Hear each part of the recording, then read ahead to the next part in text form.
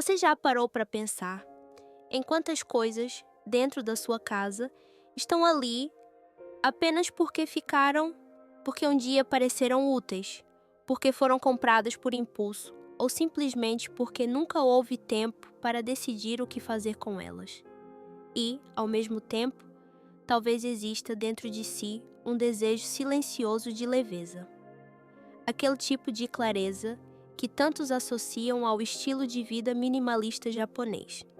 Quando vemos imagens de casas japonesas organizadas, serenas, quase vazias, é fácil acreditar que existe ali um segredo antigo, uma sabedoria tranquila capaz de transformar a nossa vida. Mas o que quase ninguém comenta é que essa simplicidade não é tão simples assim, e que por trás dela há verdades difíceis, histórias profundas e até contradições que raramente chegam até nós. Eu falo disso não como especialista distante, mas como alguém que também já viveu no meio da desordem, da casa, da mente, do coração, e que encontrou no minimalismo não um ideal perfeito, mas um caminho de retorno ao essencial. Um caminho imperfeito, humano, às vezes desconfortável, mas sempre honesto. Hoje, quero convidá-lo a caminhar comigo por 5 verdades que podem mudar a forma como vê o minimalismo japonês. Não para o desencorajar, mas para o libertar de expectativas irreais. Para que no fim, talvez descubra que a simplicidade não é algo para ser alcançado, é algo para ser compreendido e, quem sabe, reencontrado dentro de si. Verdade 1. Pode facilmente transformar-se em um consumo minimalista caro. A primeira verdade desconfortável é esta: o minimalismo japonês foi transformado pouco a pouco num estilo de vida de luxo. Hoje, pagamos caro pelo visual de possuir menos. E, ainda assim, a maior parte de nós acredita que está a afastar-se do consumismo. Imagine por um instante que entra numa loja da Muji. O ambiente é calmo, os tons são neutros, tudo parece convidar a um tipo de vida mais leve. Mas a história por trás daquela estética é muito diferente do que vemos agora. Muji, Mujirushi Ryohin, produtos de qualidade sem marca, nasceu em 1980 como uma resposta direta à obsessão japonesa pelas marcas durante o boom econômico dos anos 70 e início dos anos 80. Era um gesto quase rebelde. Escolher a função em vez do logótipo, a qualidade em vez do prestígio, a acessibilidade em vez do luxo. A filosofia era simples, despretensiosa, profundamente humana. Mas aqui começa o desconforto. O tempo transformou essa simplicidade em império. Hoje, a Muji tem mais de 1.000 lojas no mundo e vende mais de 7.000 produtos. Não é apenas uma marca de artigos domésticos, é hotéis, restaurantes, até complexos residenciais. E de forma silenciosa, o minimalismo deixou de ser acessível, tornou-se um segmento premium. Uma tigela branca, uma camisa de linho bege, uma cadeira de madeira simples.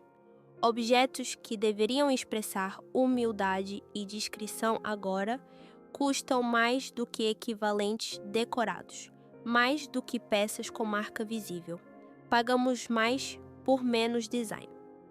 É o que os investigadores chamam de quiet luxury, luxo silencioso onde a simplicidade torna-se símbolo de estatuto precisamente porque poucos podem sustentá-la. E vemos isso em gestos pequenos. Uma tigela de cerâmica comum pode custar $5 numa loja barata. Uma tigela minimalista de uma marca premium custa 40. A função é idêntica. O que muda é aquilo que projetamos sobre o objeto, intenção, estilo, identidade. Como se a tigela dissesse algo sobre quem somos, ou sobre quem queremos ser, mas o truque psicológico é sutil.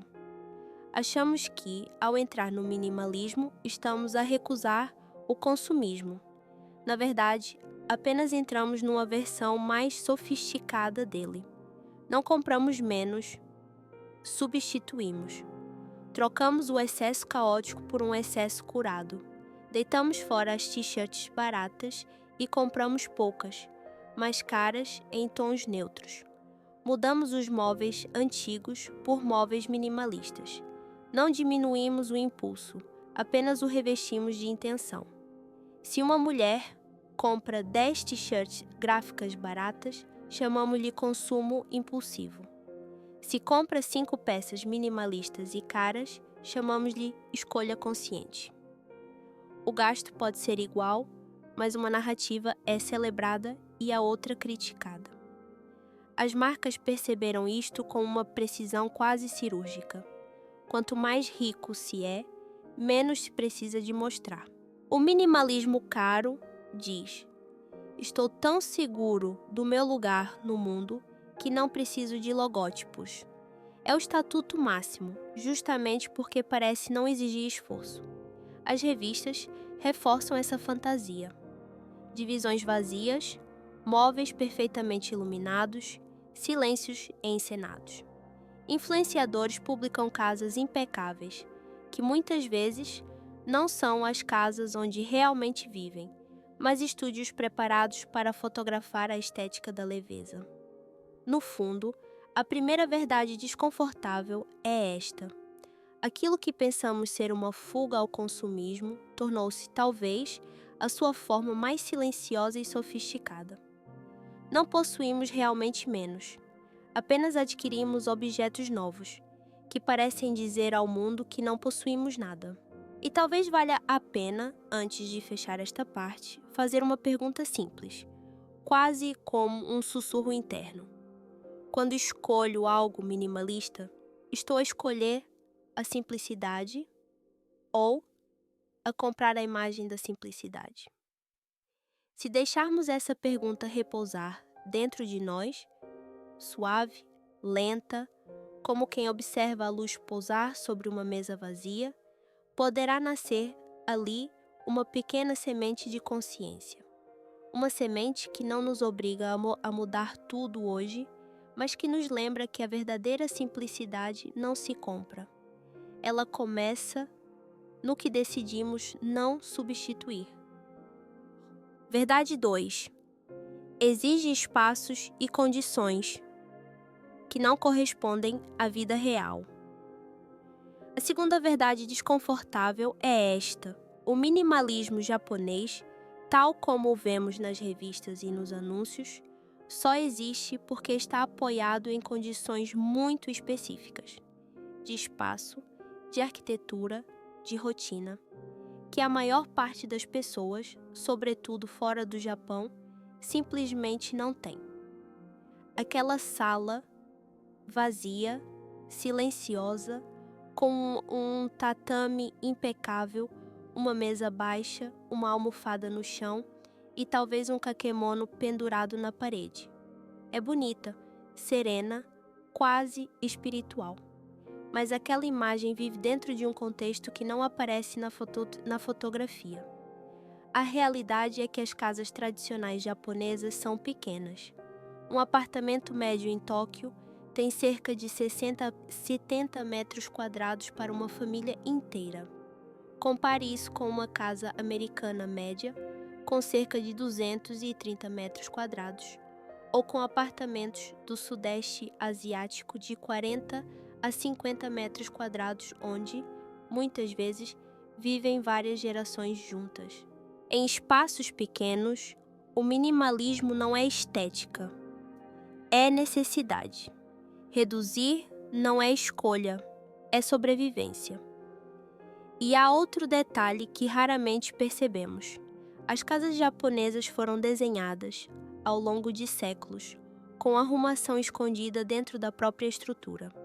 Armários embutidos nas paredes, compartimentos debaixo do chão, portas de correr que libertam espaço, nichos invisíveis onde tudo encontra o seu lugar.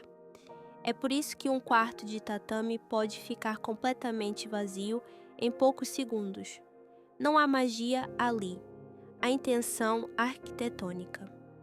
E a verdade é que o seu apartamento provavelmente não oferece esta espécie de silêncio estrutural. Depois vem o estilo de vida que sustenta essa estética.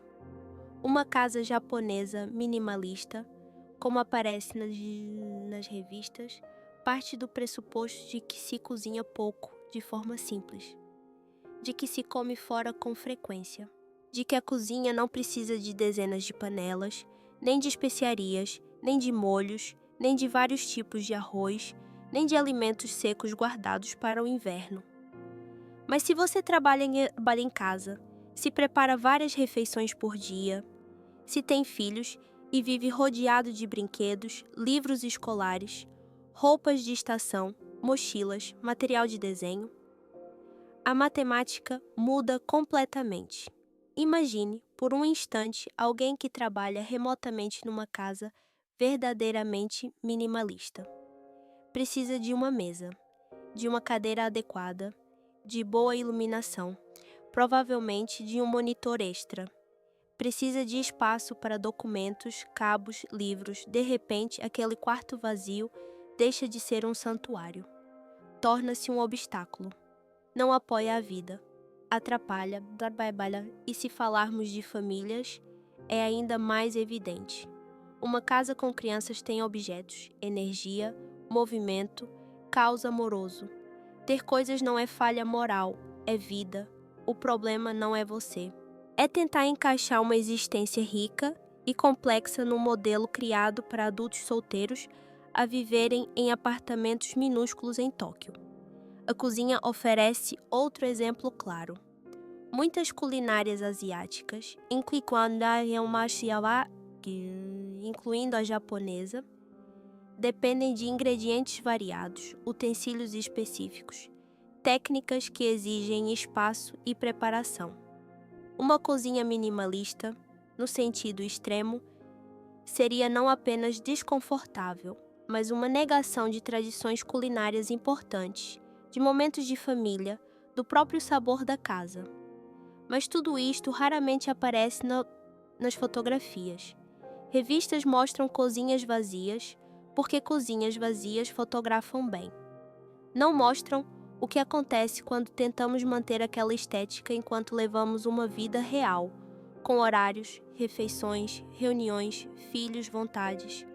O que acontece quase sempre é simples: desordem escondida. Está bem documentado. Muitas casas japonesas têm armazenamento extenso e invisível. Por fora, tudo parece zen. Por dentro, tudo está empilhado. Isso não é minimalismo filosófico. É minimalismo fotográfico. É a aparência de possuir pouco, não a realidade. E quando tentamos impor esse ideal em espaços urbanos apertados, onde vivem várias gerações, o resultado não é libertação. É privação. Falta de espaço para guardar o essencial. Falta de conforto. Falta de verdade. É obrigar uma família a viver num cenário, não numa casa. A verdade desconfortável é esta: o minimalismo japonês funciona. No Japão, fora do seu contexto, torna-se outro tipo de construção, por vezes frustrante, por vezes irreal, por vezes dolorosa. A filosofia nasceu do encontro entre necessidade, cultura e sensibilidade de design. Quando retiramos a necessidade e mantemos só a estética, o que sobra pode ser bonito, mas também pode ser disfuncional. E talvez valha a pena deixar que uma pergunta ecoe suavemente dentro de nós. O meu espaço precisa realmente de menos? Ou precisa apenas de ser fiel à vida que eu, e só eu, vivo aqui dentro? Se essa pergunta germinar, mesmo que devagar, talvez ela nos devolva algo simples e profundo. A permissão de construir uma casa que não imita fotografias, mas acolhe a nossa vida como ela realmente é. Verdade 3. Pode deslizar para extremos e gerar obsessão.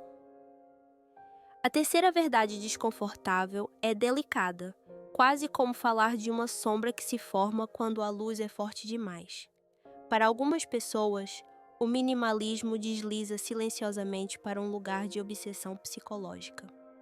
Existe até um termo clínico para isso: compulsive decluttering, um comportamento relacionado ao transtorno obsessivo-compulsivo, no qual a vontade de descartar objetos deixa de ser escolha e passa a ser impulso.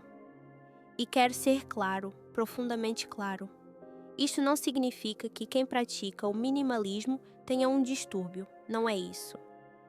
Mas há um pequeno grupo de pessoas para quem o apelo do minimalismo não nasce da filosofia, nem da estética, nem da funcionalidade. Nasce da necessidade de controlo.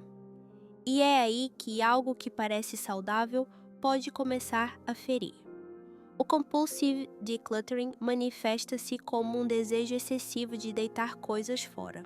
Não é como a arrumação intencional, guiada por propósito. Aqui, o ato de descartar dá alívio imediato, quase um suspiro interno. E com o tempo, para alcançar o mesmo alívio, a pessoa precisa descartar mais e mais vezes. Torna-se uma forma de dependência. O que distingue este comportamento do minimalismo comum é a intensidade da ansiedade. Um único objeto fora do lugar não causa simples irritação, causa desconforto real. Alguns chegam a deitar fora coisas de que precisam. Outros acabam a viver em casas quase vazias, não por filosofia, mas por medo.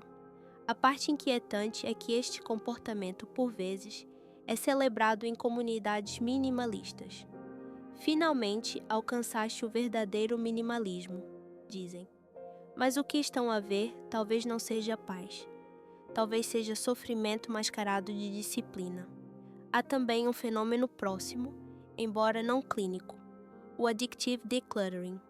Não aparece no DSM-5, mas aparece na vida real. Algumas pessoas tornam-se dependentes da sensação de libertação que surge ao ver um espaço transformado, uma sala mais leve, uma caixa doada.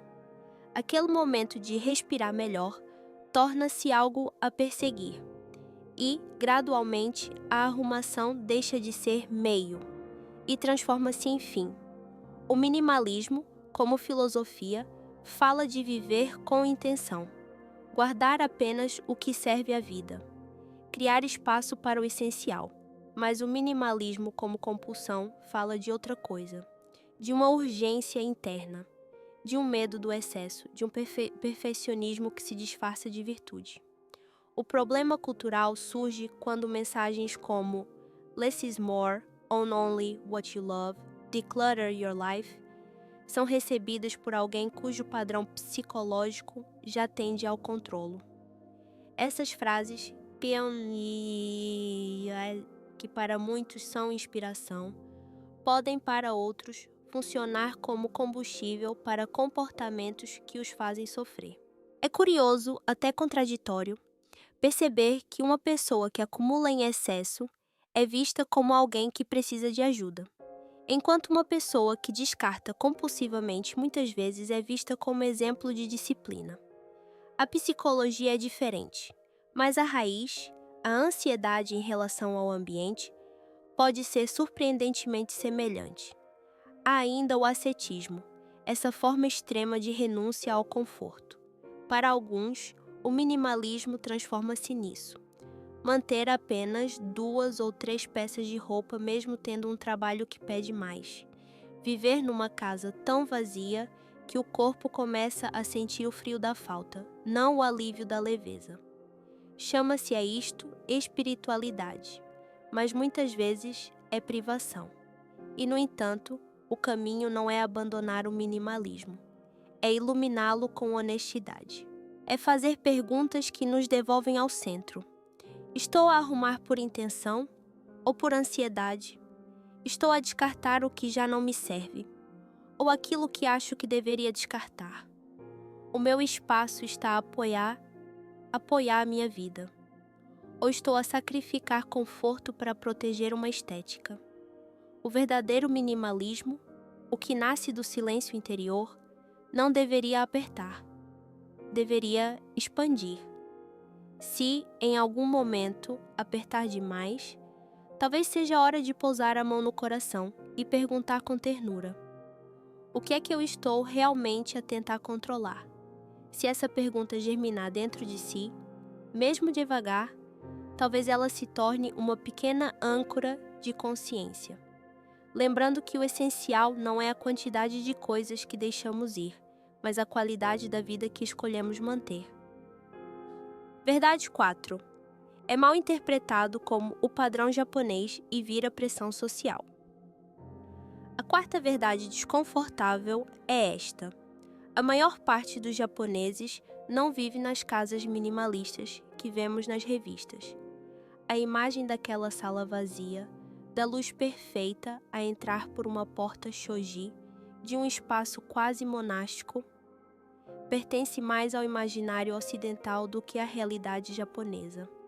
Se perguntar a um japonês comum se a sua casa é minimalista, a resposta, na maior parte das vezes, será um simples não.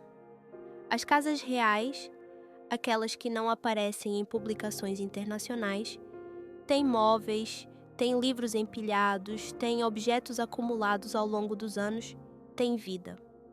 O minimalismo imaculado é quase sempre cenário, construído para fotografar bem, não para viver. Mas a fascinação ocidental pelo minimalismo japonês não nasceu da realidade japonesa. Nasceu daquilo que o Ocidente projeta sobre o Japão. Uma promessa de simplicidade, de paz, de fuga ao caos material, de conexão espiritual. O Japão tornou-se, ao longo das décadas, uma espécie de espelho onde o Ocidente reflete a sua própria sede de silêncio interior. E é aqui que surgem o exotismo e o orientalismo, essa tendência de transformar uma cultura viva em fantasia espiritual. O minimalismo encaixou perfeitamente nesse desejo, não apenas como estética, mas como porta para uma suposta iluminação. E, ao ser extraído do seu contexto original, acabou distorcido. O exemplo mais evidente é o método KonMari de Marie Kondo, que se tornou um fenômeno global através da Netflix. O que pouca gente percebe é que o método é profundamente enraizado na espiritualidade shintoísta. A prática de agradecer aos objetos, a crença em Kami, a essência espiritual presente em todas as coisas, mesmo as inanimadas, o gesto ritual de arrumar, tudo isto nasce de um quadro religioso e cultural muito específico. Quando o método foi apresentado ao público ocidental, grande parte desse contexto espiritual foi suavizado, simplificado, até ridicularizado. Ficou apenas o slogan prático: Keep what sparks joy. O significado profundo, respeito, gratidão, relação, tornou-se ornamento opcional, quando na verdade era o alicerce. E quando o fundamento espiritual desaparece, o gesto pode se inverter. O método que ensinava reverência pelos objetos transformou-se em algumas mãos ocidentais numa justificativa para descartar sem pensar. Às vezes peças que pertenciam a familiares, objetos com significado cultural, memórias que mereciam cuidado. Marie Kondo, ironicamente, foi alvo de críticas xenófobas de pessoas que acusavam-na de apropriação cultural, quando na verdade eram elas que estavam a distorcer práticas profundamente japonesas.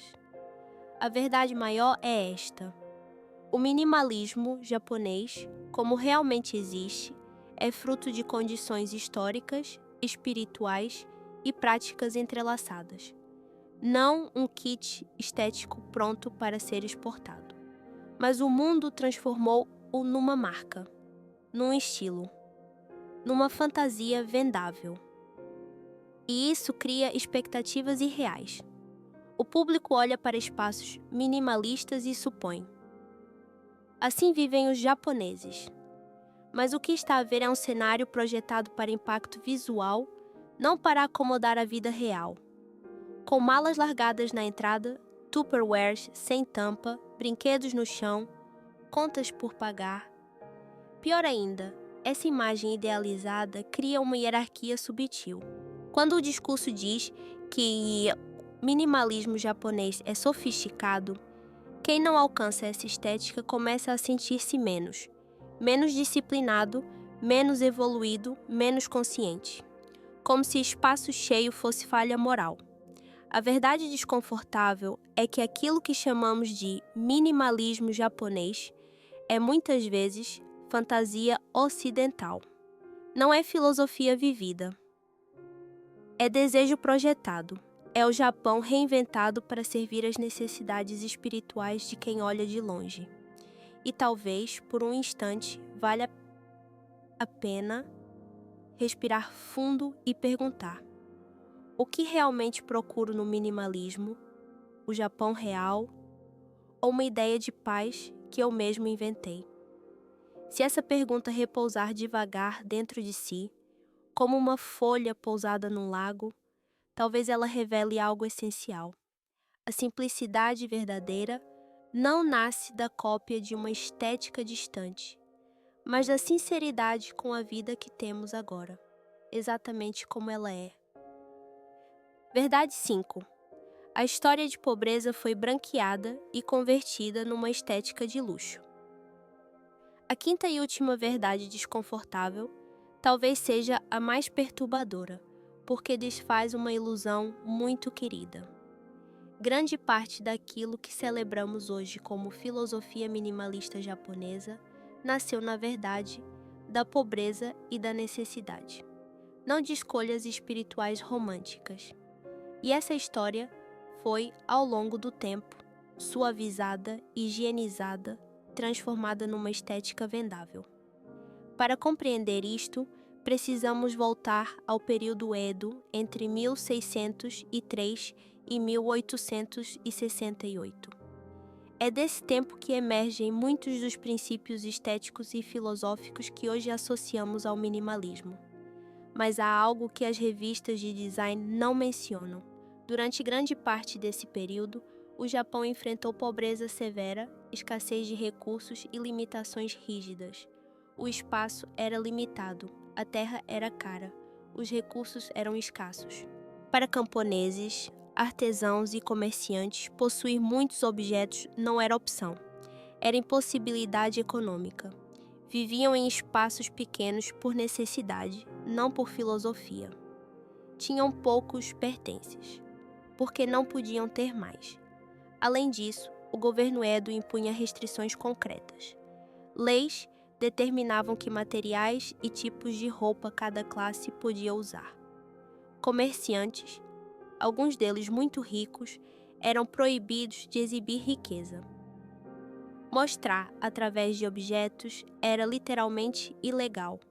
E é nesse contexto que nasce o Ikki, uma estética de subtileza, de refinamento discreto, de elegância escondida.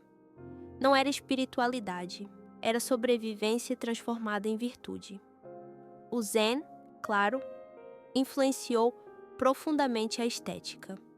Mas mesmo essa espiritualidade surgiu num terreno marcado por limitações econômicas e legais. A filosofia não antecedeu as condições, ela respondeu a elas. Quando a vida o obriga a viver com pouco, é natural encontrar conforto numa narrativa que diz que o pouco é superior.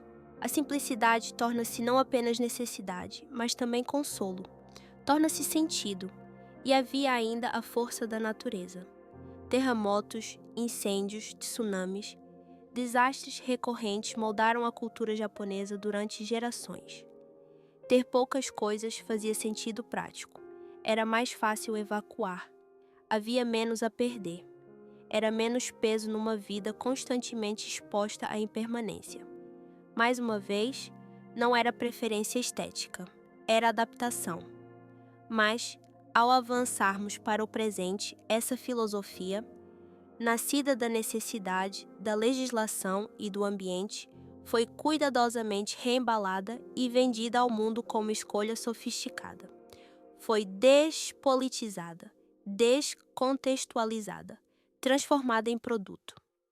A dureza da história desapareceu. Ficou apenas a superfície serena, limpa, zen. Hoje, minimalismo é marketing para os ricos. Viva como um monge zen, dizem as campanhas. Mas monges zen vivem com pouco porque fazem votos de pobreza dentro de um contexto religioso rigoroso. A simplicidade ali é compromisso espiritual. Já pessoas abastadas comprando móveis minimalistas caríssimos para parecerem espirituais é algo totalmente diferente. O que torna isto ainda mais inquietante é a ironia. As condições que deram origem ao minimalismo ainda existem para bilhões de pessoas no mundo. Vivem em espaços pequenos, com poucos pertences, não porque encontraram iluminação espiritual, mas porque são pobres. E as classes média e alta globais transformaram essa estética, nascida de necessidade, em luxo aspiracional, pagando preços altos para imitar uma pobreza que nunca conheceram. É uma mistura delicada de apropriação cultural com apagamento da história de classe. A sabedoria é atribuída à filosofia, quando na verdade emergiu das circunstâncias. As circunstâncias desaparecem, a filosofia é celebrada. E no fim, quem tem dinheiro compra a estética nascida da luta de quem nunca pôde escolher. A ironia final é esta. O que foi, durante séculos, não posso ter mais, tornou-se hoje um escolho ter menos porque sou evoluído. A aparência é igual, mas o significado, completamente diferente. E talvez isso nos convide a uma reflexão silenciosa. Quando escolho a simplicidade, estou a honrar a minha vida, ou a reproduzir uma estética cujo passado não conheço. Se essa pergunta germinar suavemente dentro de si, como uma semente deixada sobre terra úmida, talvez ela nos devolva algo precioso.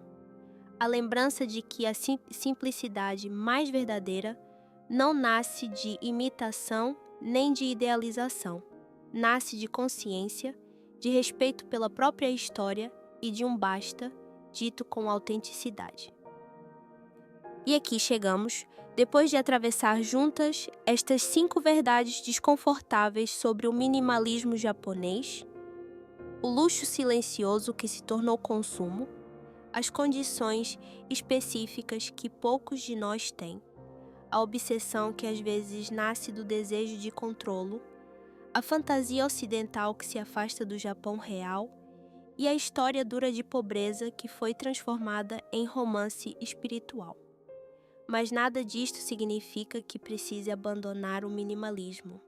Talvez apenas signifique olhar para ele com mais honestidade. Perguntar com gentileza: isto melhora realmente a minha vida? Ou estou a perseguir uma imagem que me disseram ser superior? Estou a guardar o que me serve ou a desfazer-me do que preciso porque sinto que deveria? O meu espaço está a apoiar a minha existência real? Ou estou a moldar a minha vida para caber numa estética? O minimalismo que vale a pena não é o que se fotografa bem. É o que apoia a sua rotina, a sua saúde, o seu descanso. Pode ter uma estante cheia, uma cozinha movimentada, uma secretária com papéis e ainda assim viver de forma intencional. Pode gostar da estética minimalista simplesmente porque lhe traz paz, desde que saiba que está a fazer uma escolha, não a seguir uma promessa vazia. No fim, esta é talvez a lição mais simples. Não confunda estética com clareza interior. Uma parede branca não resolve uma vida, e um espaço vazio não substitui presença. Se este vídeo lhe trouxe reflexão, partilhe com alguém que possa precisar desta suavidade. E conte-me, qual é a sua relação honesta com o minimalismo hoje? Ele liberta ou aperta? Que escolha faça, faça-a com verdade. Porque a simplicidade, quando é sua, permanece.